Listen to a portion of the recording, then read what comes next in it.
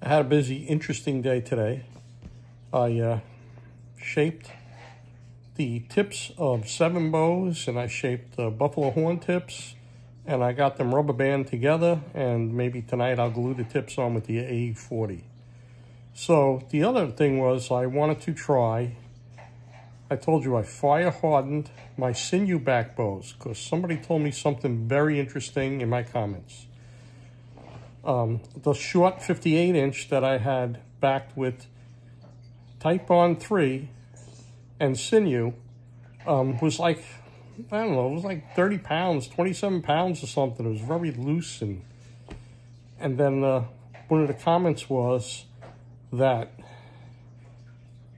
the titebond dries overnight solid. And if there's any moisture in the Sinew, it will entrap it.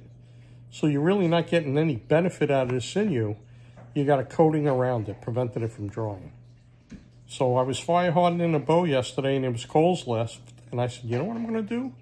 I'm going to fire harden that Sinew back bows, both of them, and see what happens.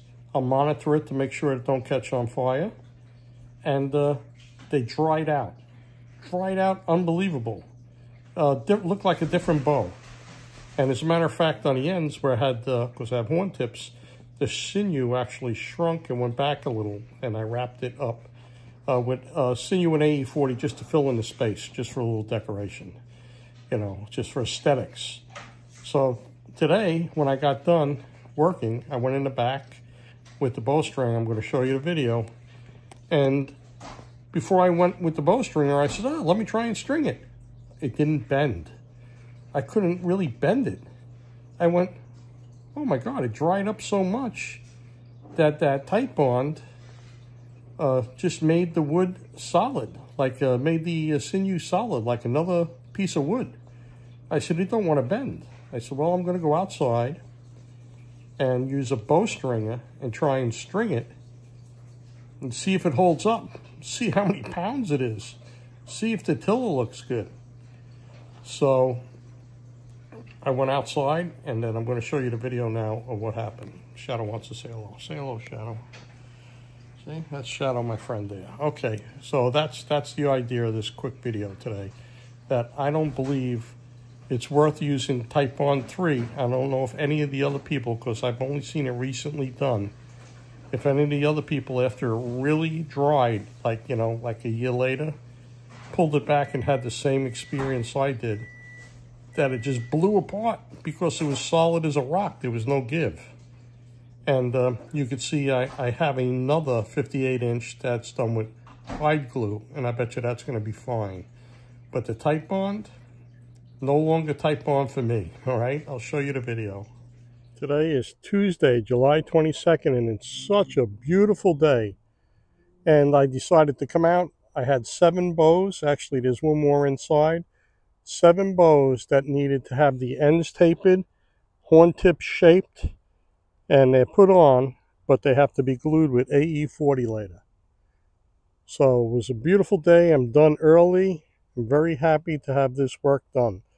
Those are all bows that I'll have to shape and tiller, and if anybody wants a self bow, they could talk to me, and we'll try to get the weight they want. Okay, this is that little 58-inch Sinew back that I backed with the titebond, and you saw me shoot it in chronograph, and it was only like 35 pounds, maybe 30 pounds. It wasn't much. It bent like crazy. So somebody told me that because I used the titebond, even though I soaked the Sinew in water and titebond, the titebond dries so quick the next day that it encapsulated the Sinew with the water, and he said it'd probably take a year. In about a year, you'll have a different bow. It's probably like moisture trapped in there. So, you know me, I'm always trying stuff. So I fire hardened this with the Sinew on it. And when I got done, I took the clamps off. I said, wow, it really stuck to the jig, to the backset jig. And it really did, because there was a little spot don't even know where it is. I think it might have been here. That actually glued. The glue was apparently wet inside, and it stuck. And I hit it with a clamp, and it fell off. So in that little spot, even though it's really dry after fire hardening, I put a little AE40. And the Sinew, I didn't mention this even on the video. The Sinew, when I heated it up, shrunk, and it pulled away from the horn tip, so there was a little space there. So I took some Sinew and AE40 just to fill it in, just for aesthetics, and wrapped it. Okay, it's all dry. And I went to string this before. I had a hard time trying to string it. So here we are. We're going to try and string it now. Put a string on it.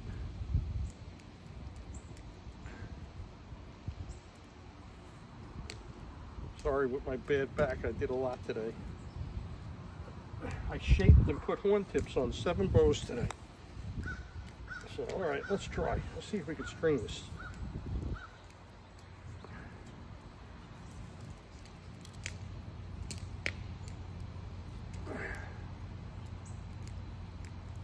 Oh my God. All right.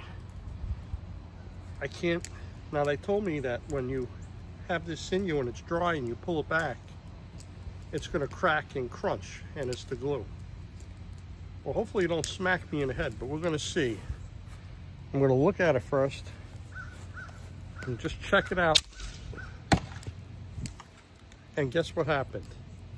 It was so strong, it blew apart on me. It blew apart. Okay, because it was so strong and it didn't bend. I guess maybe because maybe the titebond don't flex, or it dried up. It was so strong that when I went to string it, it blew apart. Okay, it blew apart. So I'll never know how strong it was, but I just got it to brace height.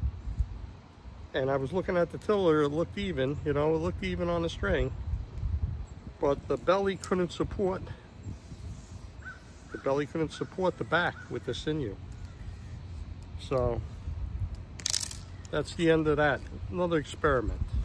So anyway, I wanted to post this to see if anybody else had titebond and put it with the Sinew, and the titebond dried so hard that there's no flex, no give. You know, I have another bow with the Sinew and hide glue, and that'll be a few months. But I wonder if anybody else had any failures with titebond that it don't give. All right, it just blows apart because it's too structurally solid. So I figured I'd post it just to see your replies. Anybody have failures? I think I'm not going to ever use titebond again.